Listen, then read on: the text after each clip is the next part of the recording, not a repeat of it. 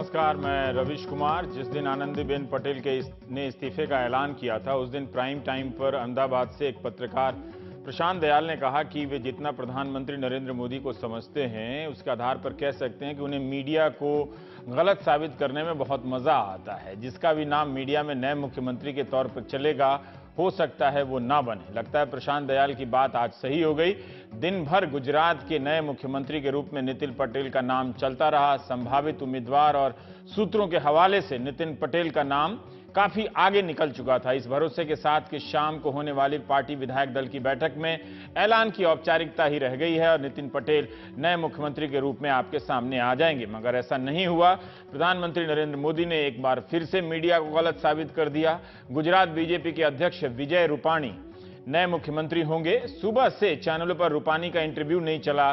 नितिन पटेल का नाम और इंटरव्यू चल रहा था। उन्हीं के घर पर कैमरे थे। हमारे सहयोगी राजीव पाठक ने भी संभावित उम्मीदवार के तौर पर उनका इंटरव्यू किया। यह हिस्सा देखिए। लगता है कि पटेल आंदोलन अभी भी खत्म नहीं हो रहा है। हार्दिक पटेल अभी भी आगे आंदोलन जारी रखने की बात कर रहे हैं। ईबीसी आरक्षण हाईकोर्ट ने खारिज कर दिया है। आने वाला ताज कांटों भरा होगा।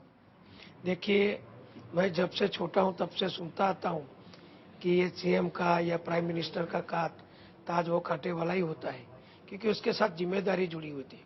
लोगों को अपेक्षाएं बहुत होती है। लोकशाही में अपेक्षाएं होनी भी चाहिए और अपेक्षाओं को, लोगों की जरूरतों को पूर्ण करना वो गवर्नमेंट की, चीफ मिनिस्टर की, मंत्रियों की जवाबदारी है। वो जिम्मेदार पद ही है। ऐसा है कि सबको इसमें बहुत काम करना पड़ता है। अगर पार्टी जिसको भी जिम्मेदारी देगी, इसके लिए बड़ी जिम्मेदारी, चुनौती जरूर होगी। लेकिन जब विधायक दल की बैठक के बाद नाम का ऐलान हुआ, तो जिसका नाम सीएम के लिए चल रहा था, वो डिप्टी सीएम बन गया। फैसले का ऐलान करते हुए केंद्रीय मंत्री नितिन गडकरी ने कहा कि वे मीडिया का धन्यवाद करना चाहते हैं। प्रशांत दयाल की बात याद आ गई और मुझे हंसी भी आई, यह सोचकर कि कहीं नितिन गडकरी जी भी मीडिया का धन्यवाद इसलिए तो नहीं कर रहे कि उसने नितिन पटेल का नाम चलाकर रूपाणी का रास्ता आसान कर दिया, या वो गलत साबित हो गया। दिन भर जो खबर चलाई अब गलत होने वाली है।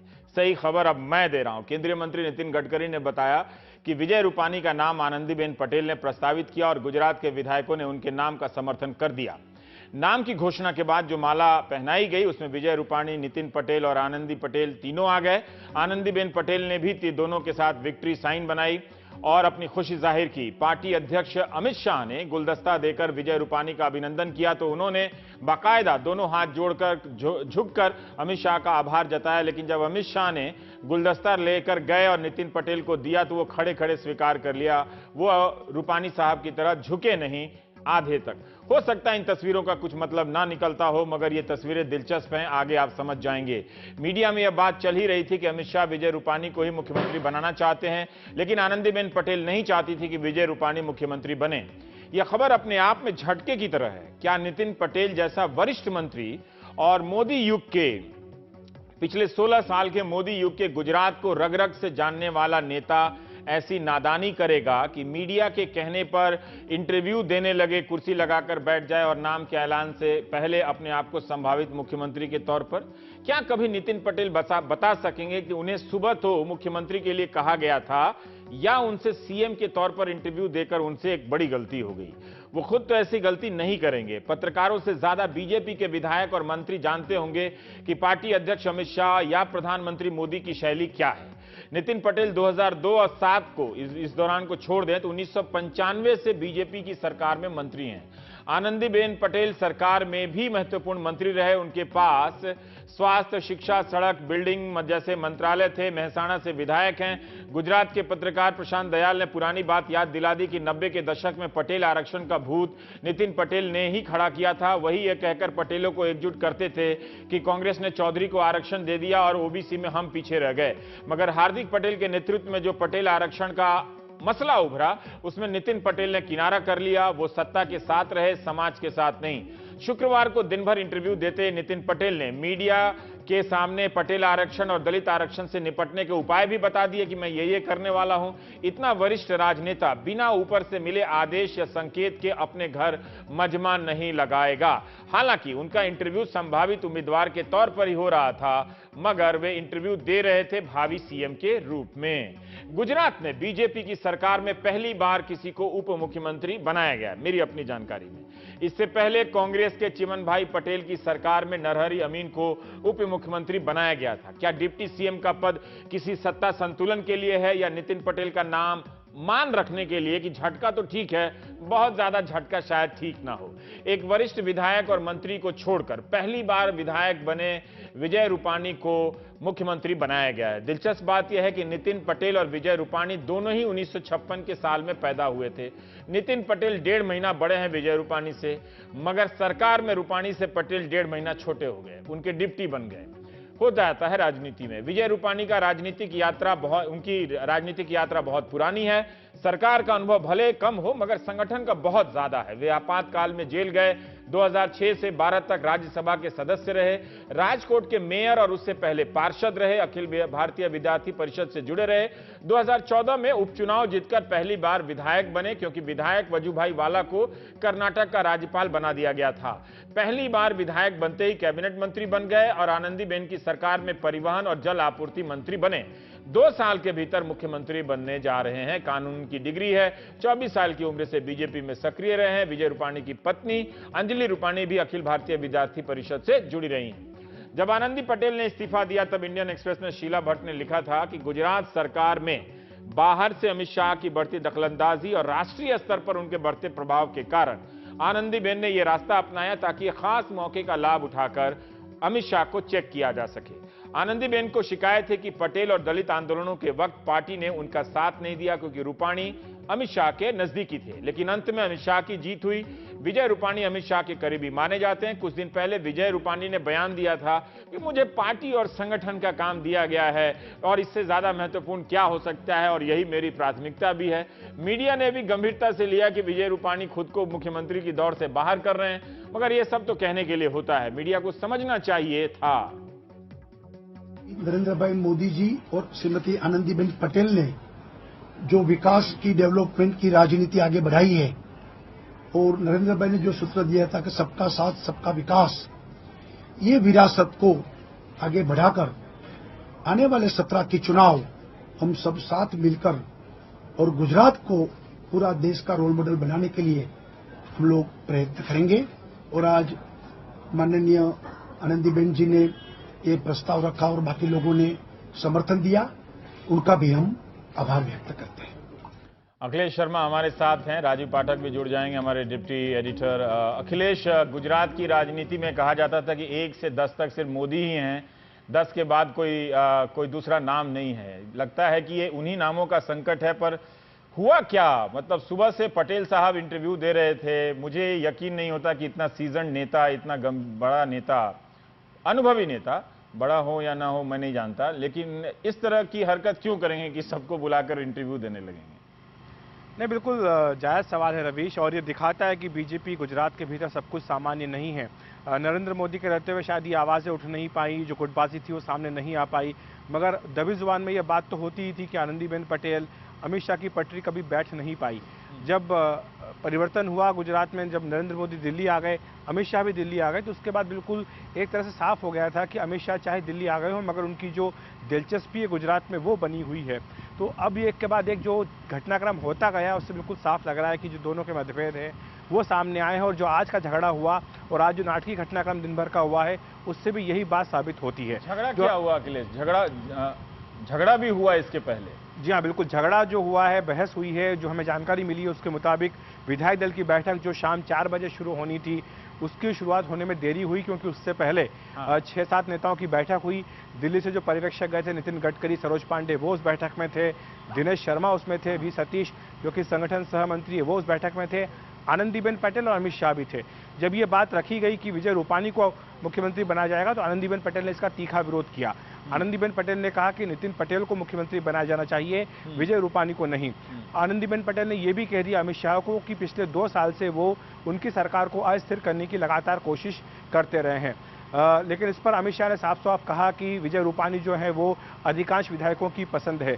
इसी बीच जो बहस हो रही थी, वी सतीश जो कि संगठन सह मंत्री उस बैठक से उठकर बाहर आए और बाहर आकर के उन्होंने, माना जा रहा है कि प्रधानमंत्री नरेंद्र मोदी से फ़ोन पर बात की, जिसके बाद फिर दोबारा वो बैठक के अंदर गए और फैसला सुनाया कि विजय रूपाणी जो मुख्यमंत्री होंगे और नितिन पटेल जो डिप्टी सीएम होंगे। दोनों ही गुटों को साधना और दोनों को साथ लेना। शायद नरेंद्र मोदी जब मुख्यमंत्री थे तब भी वो यही काम करते थे, क्योंकि तब भी दोनों की पटरी नहीं बैठ पाती थी और आज भी ऐसा ही कुछ हुआ है। ये भी बताया गया कि आनंदीबेन पटेल काफ़ी भावुक हुई जब विधायक दल की बैठक में वो गई, अपने इस्तीफे का उन्होंने ऐलान किया और कहा कि वो छोड़ रही है। तो उन्होंने अपने पूरे जीवन की गाथा बताई कि किस तरह से उन्होंने स्कूल टीचर की तरह अपना जीवन शुरू किया था और आज वो यहाँ तक पहुंची हैं। एक तरह से उन्होंने इशारा भी कर दिया कि आगे वो सक्रिय राजनीति में नहीं रहने वाली है। राजीव पाठक हमारे साथ हैं। राजीव, हम ये जानना चाहते हैं कि मैं अखिलेश से पूछ रहा था कि ये जो झगड़ा हुआ है आनंदीबेन पटेल और अमित शाह के बीच में, ये आज समाप्त हो गया या आज और मुखर हो गया, सार्वजनिक हो गया एक तरह से? देखिए, ये समाप्त नहीं हुआ है, ये आज जरूर मुखर हो गया। लेकिन अमित शाह के लिए ये बता दूं कि आपको नरेंद्र मोदी के यूपी, अगर नरेंद्र मोदी चुनाव हार जाते हैं तो भी चलेगा, लेकिन 2017 में अगर गुजरात का चुनाव नरेंद्र मोदी हारते हैं तो सभी को यही लगेगा कि उन्हें एक दिन भी प्रधानमंत्री बने रहने का नैतिक अधिकार नहीं बचता है। तो यही बात रही जिसमें अमित शाह बाजी मार ले गए आनंदीबेन पर।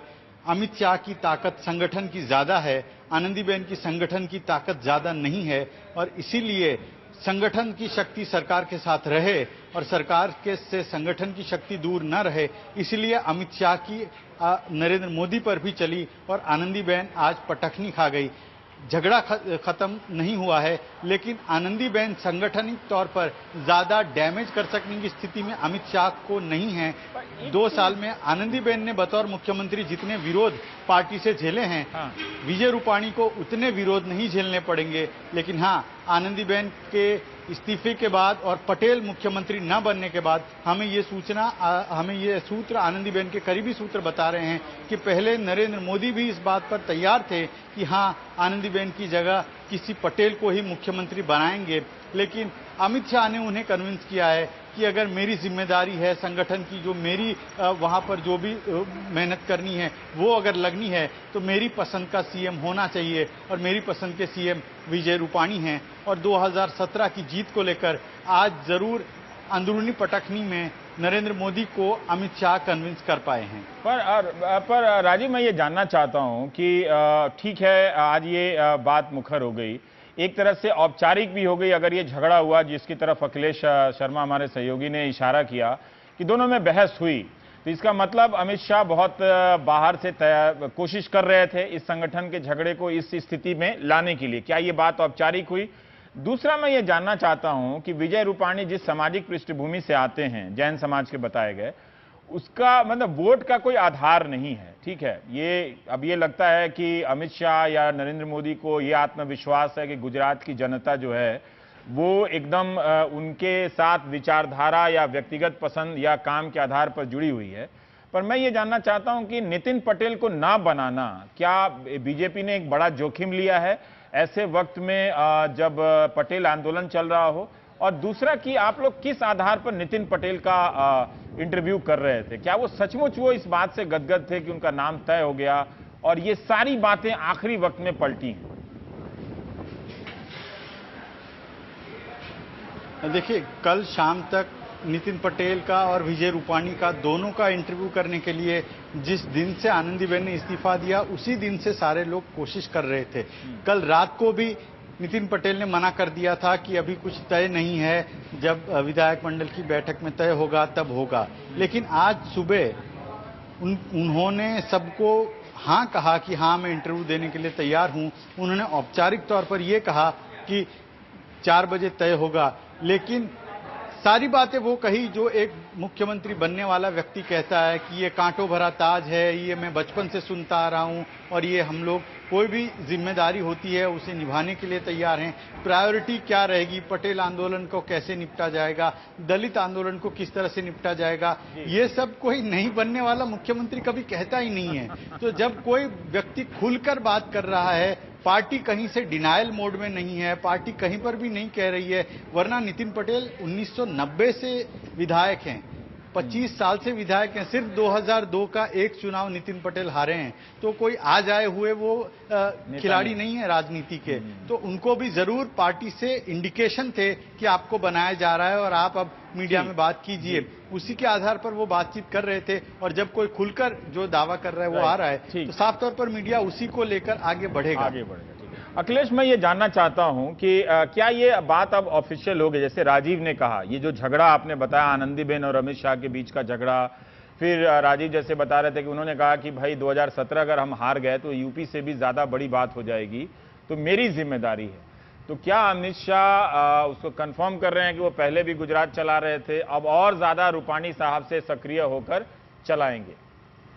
देखिए, पिछले 2 साल में तो मुख्यमंत्री अमित शाह ही हैं, मतलब मैं ये पूछना चाहता हूँ। हाँ। पिछले 2 साल में तो वो गुजरात नहीं चला पाए थे, लेकिन विजय रूपाणी को खड़ा करके उन्होंने एक तरह से हम ये कह सकते हैं कि आनंदीबेन पटेल की सरकार पर नजर रखने की कोशिश जरूर की थी। जो आनंदीबेन पटेल की शिकायत है कि उन्हें काम नहीं करने दिया जा रहा था, उनकी सरकार को अस्थिर करने की कोशिश की जा रही थी, ये भी आरोप लगाया कि विजय रूपाणी लगातार यहाँ की खबरें दिल्ली तक पहुंचाया करते थे। इस तरह की बातें भी इस बैठक में हुई, इस तरह की जानकारी सामने आ रही है। तो अविश्वास की खाई तो थी, मगर जहां तक रहा सवाल अमित शाह का, इस बात से कोई भी इनकार नहीं करता कि पूरे गुजरात में बीजेपी का जो संगठन है उस पर जैसी पकड़ अमित शाह की है, जैसा नेटवर्क उनका है, वैसा किसी नेता का नहीं है। यही वजह है कि नरेंद्र मोदी जब मुख्यमंत्री थे तब भी उनके सारे चुनावों का संचालन, रणनीति जो है बनाने का काम अमित शाह करते थे। तो अगर अमित शाह ने प्रधानमंत्री को यह भरोसा दिलाया है कि आप निश्चिंत रहिए, गुजरात में आपकी झोली में लाकर डालूंगा, तो निश्चित तौर पर अमित शाह कुछ सोच समझ करके ये बात कह रहे होंगे। अगर आनंदीबेन आज हट रही हैं तो हटने के पीछे भी यही सोच बहुत बड़ा कारण है रवीश की। अमित शाह ने ये कन्विंस किया प्रधानमंत्री नरेंद्र मोदी को कि अगर आनंदीबेन पटेल रहेंगी तो उनकी अगुवाई में बीजेपी 2017 का चुनाव नहीं जीत पाएगी। तो अगर 2017 का चुनाव जीतना है तो आनंदीबेन पटेल को हटाना होगा, और न सिर्फ हटाना होगा बल्कि अगर वो किसी को थोपने की कोशिश करें तो उनको उस कोशिश में भी उनको नहीं कामयाब होना चाहिए, क्योंकि इससे बीजेपी का नुकसान। एक सवाल पूछना चाहता हूं अखिलेश आपसे कि अमित शाह अभी भी विधायक हैं, विधायक होकर भी राष्ट्रीय अध्यक्ष बने हैं।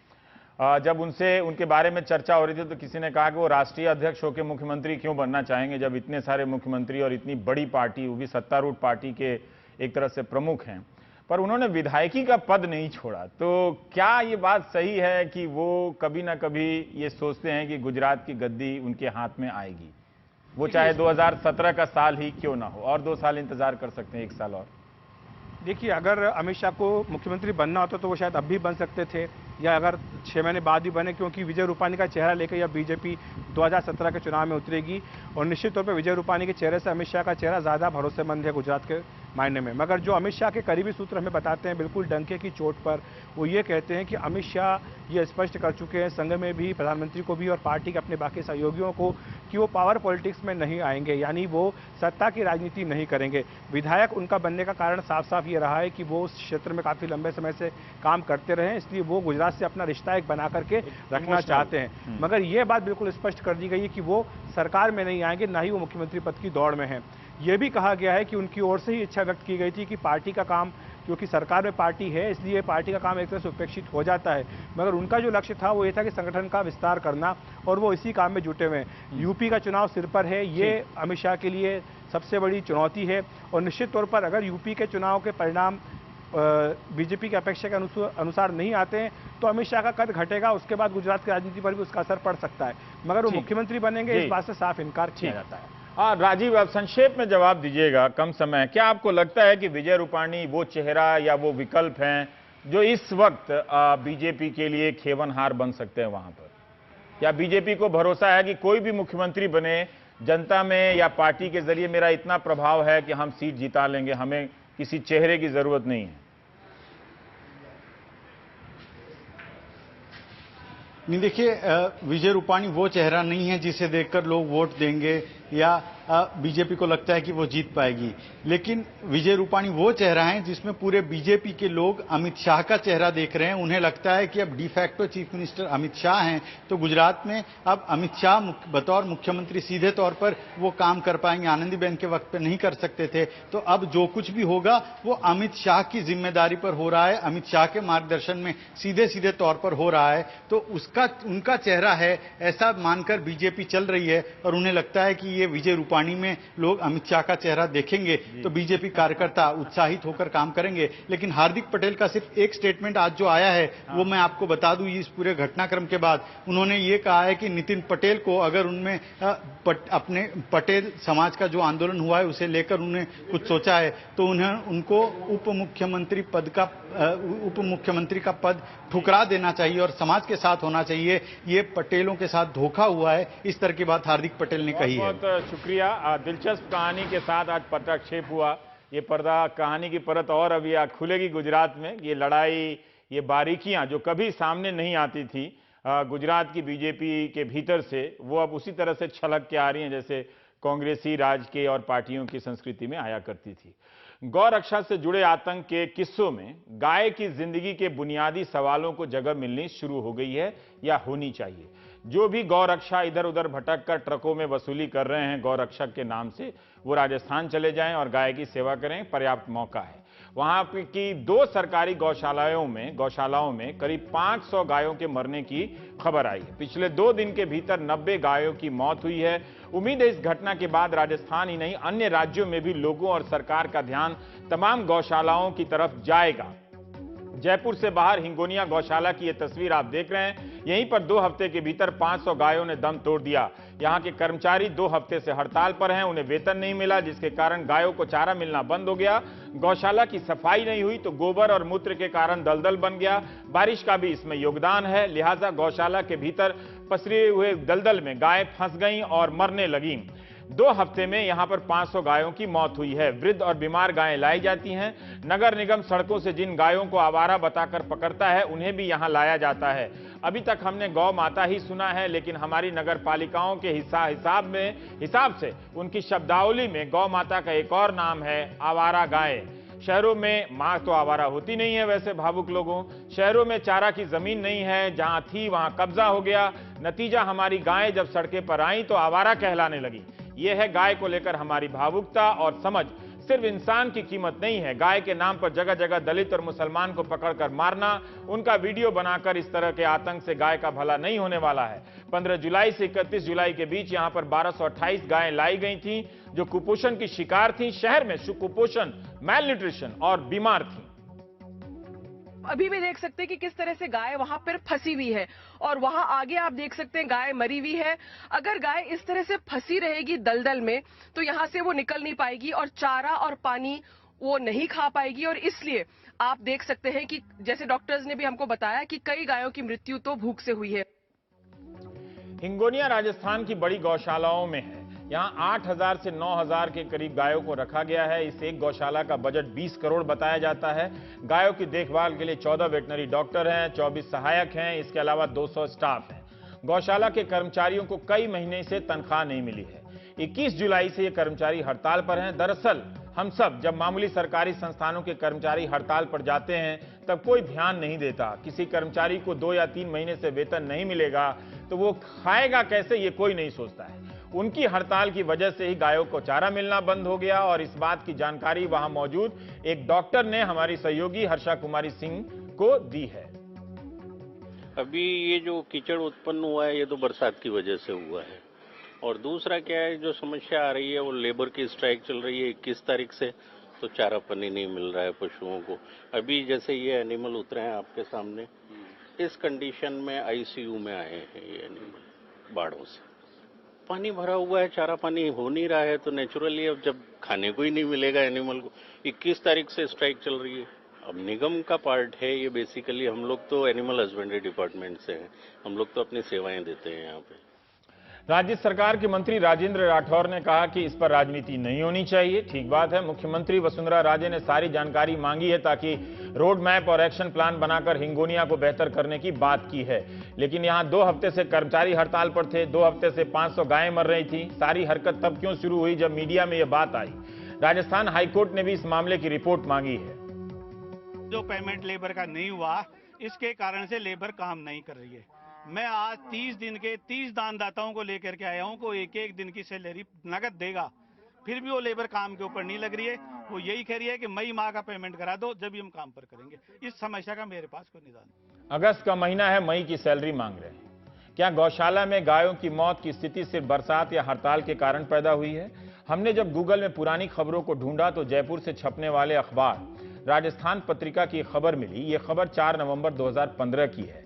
इस खबर की हेडलाइन है, हिंगोनिया गौशाला में चारा नहीं, गायें भूखी हैं। खबर में लिखा गया है कि हिंगोनिया गौशाला में गायों की स्थिति दयनीय होती जा रही है। यह नवंबर 2015 की बात बता रहा हूं। चारा खत्म हो गया है, जिससे गायें भूखे मर रही हैं। नगर निगम संचालन समिति के अध्यक्ष जब गौशाला पहुंचे तो यही हालात नजर आए। पत्रिका की खबर में लिखा गया है कि पार्षद और स्थानीय लोग प्रशासन से लगातार गुहार करते रहे, कुछ नहीं हुआ तो गौशाला उपायुक्त ने अपने स्तर पर चारा प्रबंधन करना शुरू कर दिया। इस खबर में संकट का कारण बताते हुए लिखा गया है कि वर्ष 2013-14 में मौजूदा ठेकेदार को ही चारा सप्लाई का ठेका दिया गया। इसके बाद दोबारा टेंडर नहीं निकला, बाद में वही ठेकेदार सप्लाई करता रहा। मामला सरकार के पास भी गया, लेकिन वहां से भी निर्णय नहीं हुआ। इस कारण चारे का संकट गहराता रहा। ये नवंबर 2015 की बात है। आज ये खबर है कि Vasundhara Raje action plan road map की रिपोर्ट मांग रही है। पत्रिका की इस रिपोर्ट में गायों के मरने की बात कही गई है, मगर संख्या का जिक्र नहीं है। राजस्थान पत्रिका ने इसी साल 19 अप्रैल के दिन की इस खबर को देखिए। खबर की हेडिंग है, हिंगोनिया गौशाला में एक ही दिन में 33 गायों की मौत। यह मौत बीमारी के कारण बताई गई है। रिपोर्टर ने लिखा है कि एक सप्ताह में यहां 250 से अधिक गायें दम तोड़ चुकी हैं। ठेका कर्मियों के खाते में सोमवार को भी वेतन नहीं पहुंचा। वेतन नहीं मिलने पर फिर से हड़ताल की चेतावनी दी है। उससे पहले 9 फरवरी 2016 यानी नवंबर, दिसंबर, अब ये फरवरी पहुंच रहे हैं की खबर है कि राजस्थान पत्रिका की खबर है। इसमें कहा गया कि हिंगोनिया गौशाला में एंटी करप्शन ब्यूरो की टीम मौके पर जाएगी क्योंकि भ्रष्टाचार के मामले सामने आए हैं। गौशाला के पशु नियंत्रण समिति के अध्यक्ष ने करोड़ों रुपए के घोटाले का आरोप लगाया था, जांच की मांग की थी। दिसंबर 2015 में हिंदू अखबार ने भी, जो अंग्रेजी का अखबार है, हिंगोनिया पर खबर छापी थी कि इसकी हालत बहुत खराब है। यहां मरने वाली गायों की संख्या प्रतिदिन 30 तक पहुंच गई है। यानी यह घटना आजकल की नहीं है। राजस्थान में एक गोपालन मंत्री भी हैं, ओताराम देवासी साहब। ओताराम देवासी खुद को गोपालन मंत्री कहलाना पसंद करते हैं। राज्य अपनी तरफ से मंत्रालय नहीं बना सकते, इसलिए इसकी जगह विभाग बनाया गया राजस्थान में। ओताराम देवासी साहब भारत के पहले गोपालन मंत्री कहे जा सकते हैं। वैसे इन्हें डेयरी और देवस्थान मंत्रालय दिया गया है औपचारिक रूप से। मुख्यमंत्री वसुंधरा राजे ने अपने चुनावी घोषणा पत्र में गायों के लिए एक मंत्रालय की स्थापना का वादा किया था, जिसे पूरा भी किया उन्होंने। लेकिन जहां गोपालन मंत्री बैठते हैं वहीं से थोड़ी दूर पर 500 गायें 2 हफ्ते में मर गईं। और नवंबर से ये हमने आपको वहां के सारी अखबारों के जरिए दिखाया। वैसे जिस दिन आनंदी पटेल ने इस्तीफा दिया था उस दिन मुझसे गलती हुई थी। मैंने कह दिया था कि वे बीजेपी के एकमात्र महिला मुख्यमंत्री हैं। वसुंधरा राजे का नाम मैं भूल गया। हो जाता है ऐसी गलती, लेकिन सरकारों से ऐसी गलती क्यों हो जाती है? हर्षा कुमारी सिंह हमारे साथ मौजूद हैं। हर्षा, ये नवंबर से मैं रिपोर्टिंग देख रहा हूं गौशाला की जगह का। 9000 गायें हैं एक दिन में। वृद्ध गायों और बीमार गायों के मरने की संख्या का अंदाजा मैं नहीं लगा सकता, लेकिन 2 हफ्ते में 500 गायें, वहां पर चारा नहीं है। क्या आप बता सकती हैं, जब आप वहां पर गईं तो चारे की व्यवस्था थी, उन गायों को खाना दिया गया, या मीडिया के बाद जो हरकत होती है वो आपको नजर आ रही थी? देखिए, हम जब वहां पर गए तो हमने देखा कि वहां पर बहुत ज्यादा जो कीचड़ था वो वहां पर फैला हुआ था और वहां पर मिट्टी डाली जा रही थी जेसीबी के द्वारा। और जेसीबी ही जो गंदगी और जो वहां पर दलदल क्रिएट हुआ था उसको हटाने की भी कोशिश कर रहे थे। और वहां पर अब भी हमने देखा कोई लेबर नहीं था, लेकिन वहां पर जो वॉलंटियर्स थे, अलग अलग वॉलंटियर्स जरूर आके वहां पर काम कर रहे थे। और थोड़ा जब हम जल्दी भी गए थे सुबह, तब उस टाइम सो कॉल्ड गौरक्षक दल भी वहां पे आए थे और हमको अपना विजिटिंग कार्ड जरूर देके गए थे, लेकिन उन्होंने कुछ काम नहीं किया था वहां पर। तो जब मैं वहां पर गई, इस टाइप के दृश्य मैंने देखे। और जैसे आप कह रहे हैं कि नवंबर से ये प्रॉब्लम चल रहा है, तो इसमें मैं ये जरूर कहना चाहूंगी रवीश कि ये एक म्यूनिसिपल कॉम्पाउंड है। मतलब जो गाय आवारा जो बाहर छोड़ दी जाती है, क्योंकि उसके ओनर उसको टेक केयर नहीं करना चाहते, क्योंकि वो दूध देना बंद कर देती है, तो उसको छोड़ देते हैं। तो ये जो आवारा गाय जो है, जो बूढ़ी है, जो मिल्क नहीं देती हैं, जो दुधारू नहीं है, वो एक म्यूनिसिपल कॉम्पाउंड जो होता है उसमें जाती हैं। तो इसलिए ये भी एक रीजन है कि लगातार यहाँ पे डेथ होती है। लेकिन साथ में अगर हम दूसरा पहलू देखें तो 20 करोड़ का अनुदान भी है, जो बहुत बड़ा अनुदान है। और इसमें कुछ हिस्सा गवर्नमेंट का है, कुछ हिस्सा एनजीओज का है।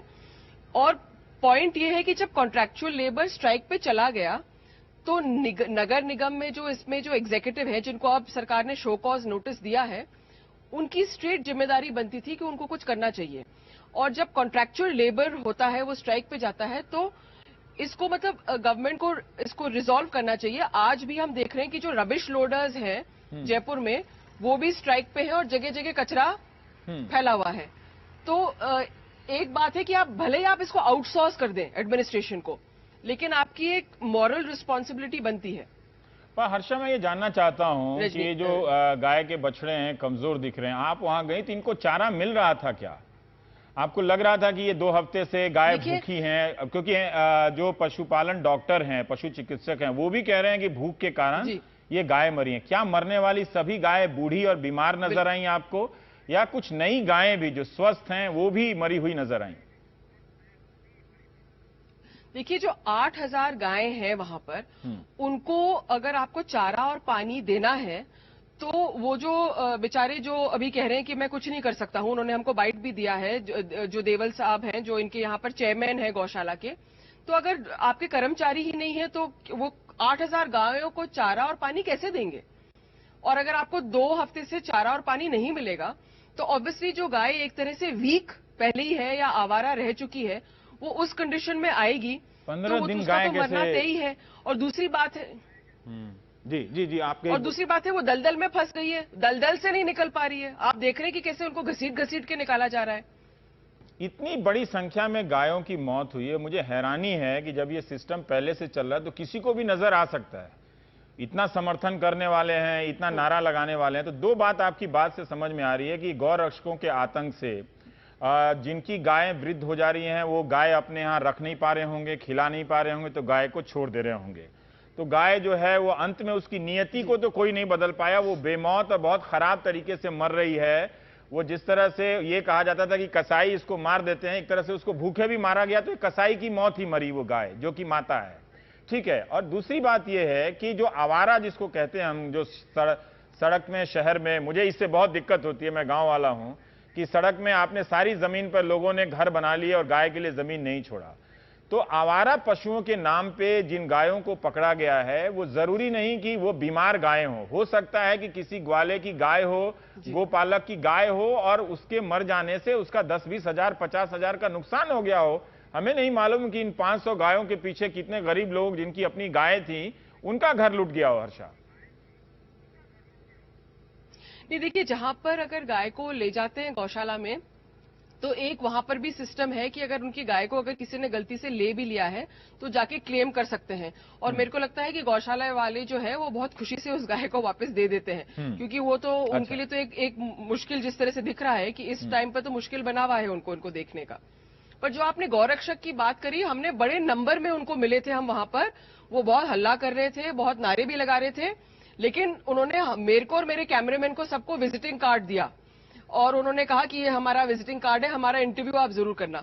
लेकिन काम करते हुए वो वॉलंटियर्स मेरे को वहां चारा खिलाने नहीं गए, गायों की सेवा करने नहीं गए, वो लोग सारे चले गए मतलब वहां से? जी नहीं, वो सब टीवी के लिए इंटरव्यू देने के लिए आए थे।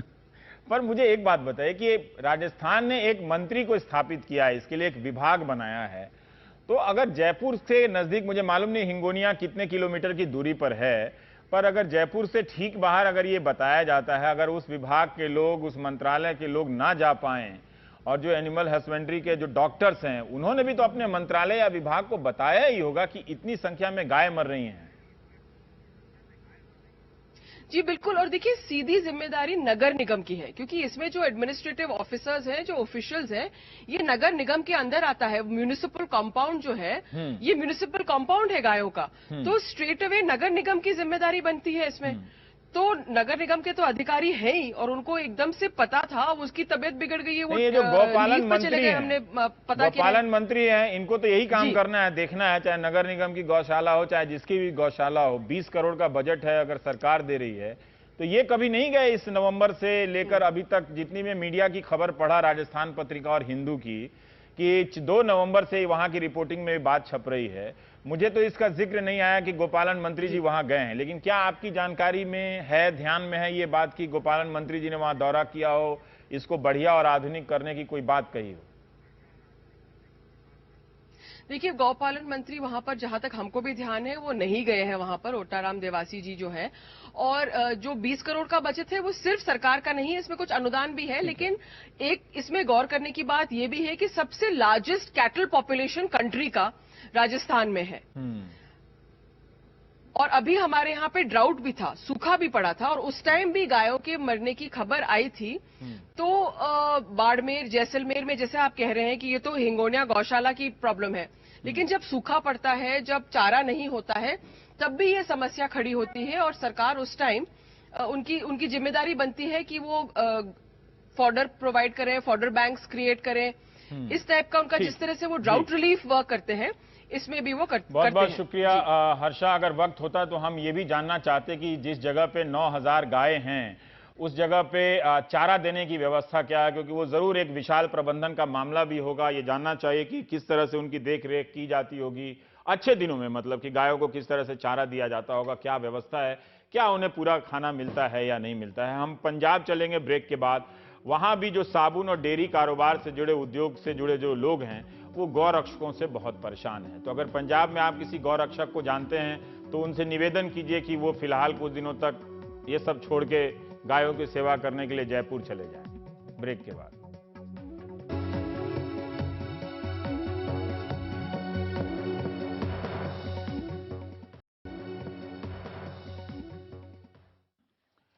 पंजाब में भी तथाकथित गौ रक्षकों का दल जो है अपना गुल खिला रहा है।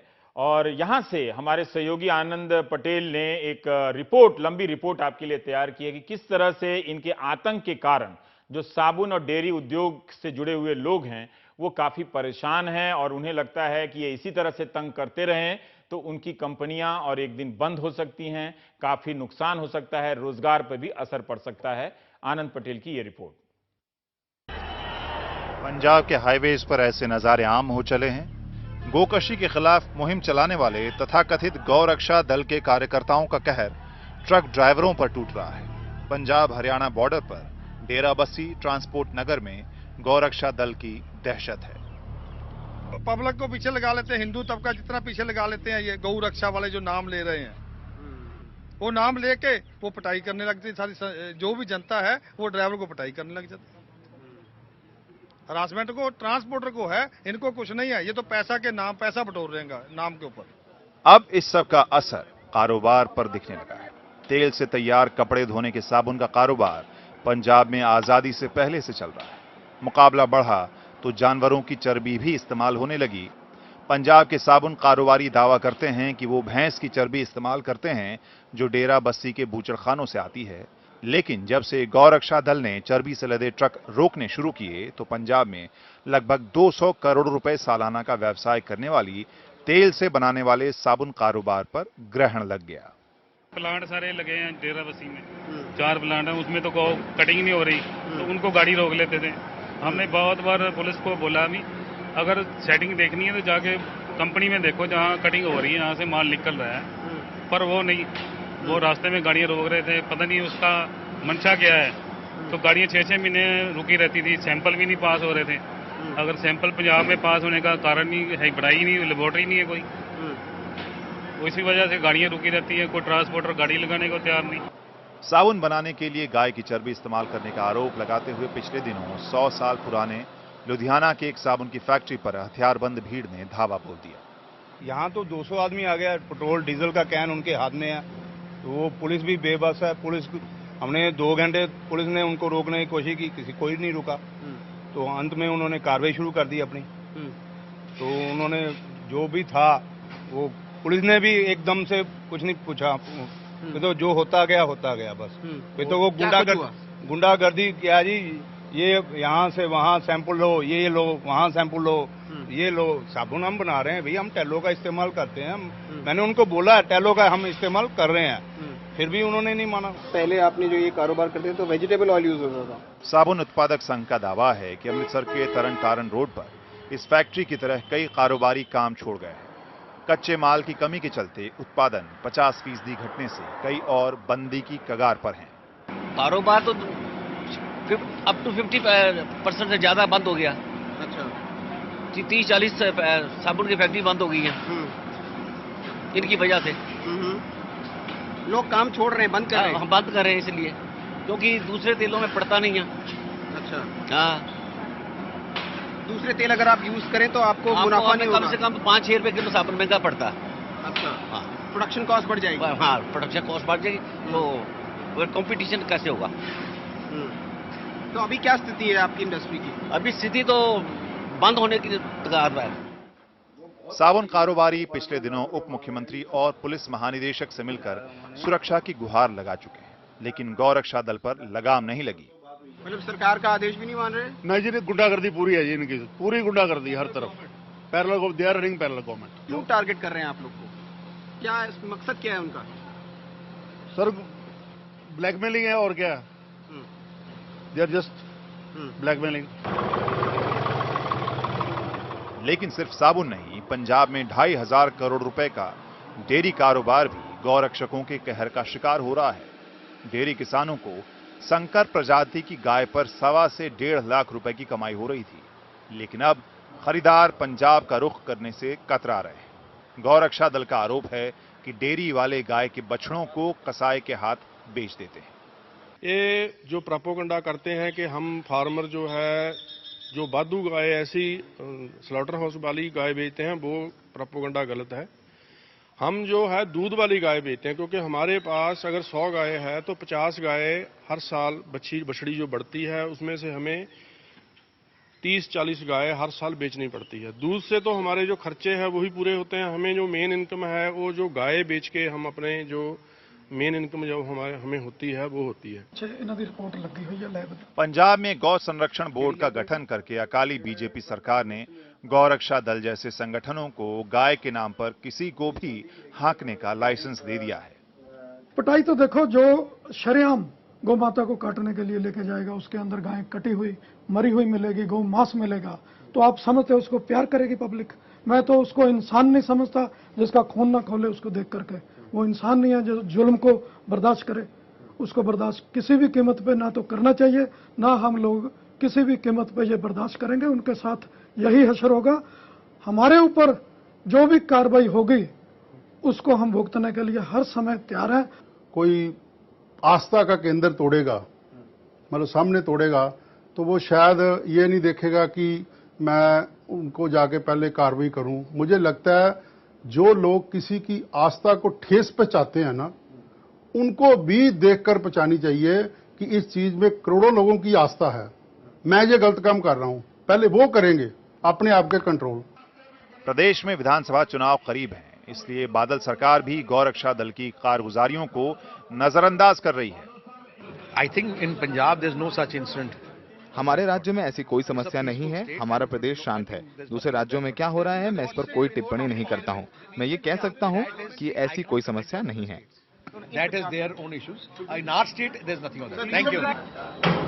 हाल ही में केंद्र सरकार के एक सर्वे में कारोबार करने सहूलियत के मामले में पंजाब 16वें नंबर पर रहा, जबकि पड़ोसी बीजेपी शासित राज्य कहीं आगे रहे। पंजाब के हाईवेज इन दिनों गौरक्षा दलों का अखाड़ा बने हुए हैं, जिन्हें ट्रांसपोर्टरों पर जोर आजमाइश की खुली छूट मिली हुई है। पुलिस तमाशबीन बनी है, जबकि अकाली बीजेपी सरकार हिंदू वोट बैंक नाराज होने के डर से कार्रवाई से बच रही है और इस सब का खामियाजा कारोबार जगत को भुगतना पड़ रहा है। कैमरा पर्सन आरपी जायसवाल के साथ चंडीगढ़ से आनंद पटेल, एनडीटीवी इंडिया।